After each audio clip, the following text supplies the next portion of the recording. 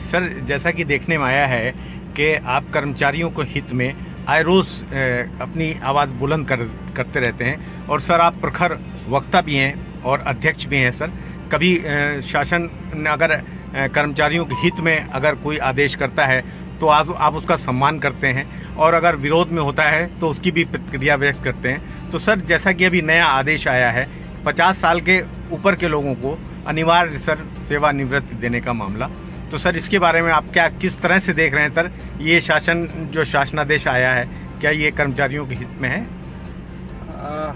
ये जो शासनादेश आया है कि 50 साल का कर्मचारी सर्विस कर ले, 50 साल की उम्र हो जाए तो उसको स्क्रीनिंग करके सेवानिवृत्त कर दें, तो ये कोई नया शासनादेश नहीं है।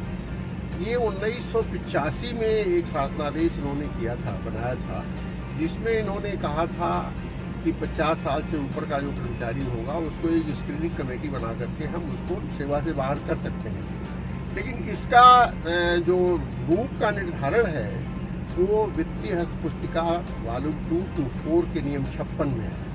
नियम 56 में ये प्राविधान दिया गया है कि कोई भी नियुक्ति प्राधिकारी 3 महीने की नोटिस देकर के 50 साल के ऊपर के कर्मचारी को, अगर वो सेवा के योग्य नहीं है, दक्षता की कमी है उसमें, तो उसको सेवा से बाहर कर सकते हैं। और फिर जब उसका दुरुपयोग होने लगा था नियम 56 का, तो हम लोगों ने आवाज़ उठाई कि तो जिसको चाहते हैं उसको बाहर कर देते हैं।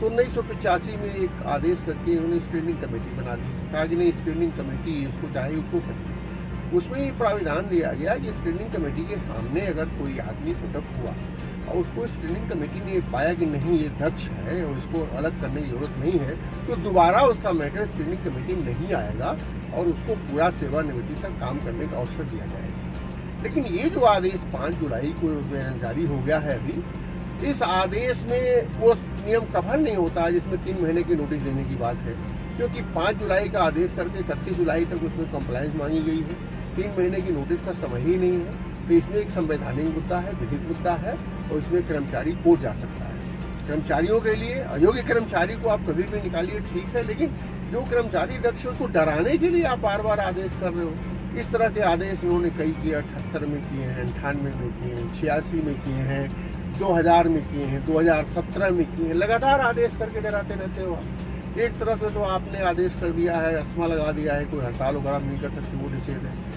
अभी जल्दी में इन्होंने धरना प्रदर्शन जुलूस पर भी लगा दिया है।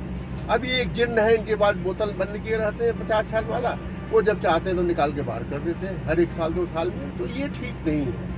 इससे कर्मचारियों में थोड़ा सा जहाँ भय है वहीं आक्रोश भी है और इसकी खिलाफत कर्मचारी कर रहा है और करेगा।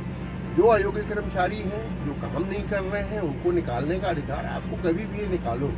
लेकिन जो दक्ष कर्मचारी हैं, जिन पर कोई दिक्कत नहीं है, उनको किसी स्क्रीनिंग कमेटी में जाने की कोई जरूरत नहीं है। इस स्क्रीनिंग कमेटी का दुरुपयोग भी होता है, क्योंकि इसमें जो कर्मचारियों के हित की आवाज़ उठाते हैं उनके खिलाफ दाद गिर जाती है, उनको निकालने की स्वीकृति हो जाती है और जो अफसरों के चहेते होते हैं, चाटकार होते हैं, वो ऐश करते हैं, तो कोई पूछता नहीं। तो ये अफसरों के कुछ खास चहेते लोगों को लाभ देने के लिए और जो तेज सरकार कर्मचारी हैं, जो नेता हैं, उनको हटाने के लिए इस तरह की एक साजिश है। ये ठीक नहीं है, इसको हम लोग अच्छा नहीं मानते हैं और इसके लिए मुख्य सचिव जी को हमने पुराने नियमों को याद दिलाते हुए उनको लिखा है कि जो नियम है उनको रहने दीजिए। 85 के नियम में जो आता है उसके हिसाब से कार्रवाई। बेसिक मुद्दा तो यही है कि आप स्थानांतरण नीति बनाते हो, कार्मिक विभाग स्थानांतरण नीति बनाता है और कहता है हम इसको कैबिनेट से पास कराते हैं।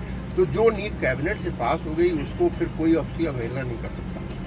लेकिन कई विभागों में इस तरह की अवहेलना हुई। इस बार हम लोगों ने कहा था कि 20% जो ट्रांसफर आप निर्देश देते हो वो 20 का 80% हो जाता है और कर्मचारी परेशान होता है।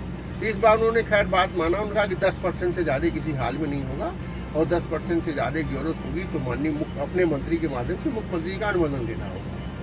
अब इसमें इन्होंने ये किया कि 10% में होना ये चाहिए कि आप वरिष्ठता क्रम में वरिष्ठता लिस्ट बनाइए, वरिष्ठ सूची बनाइए और उस वरिष्ठता सूची क्रम में जो ऊपर के लोग हैं वो 10% हटा दीजिए। लेकिन हुआ ऐसा नहीं है। आपका कहना बिल्कुल सही है कि 25-30 साल से 32 साल 36 साल से एक ही जगह पर जमे हुए लोगों को नहीं हटाया गया है।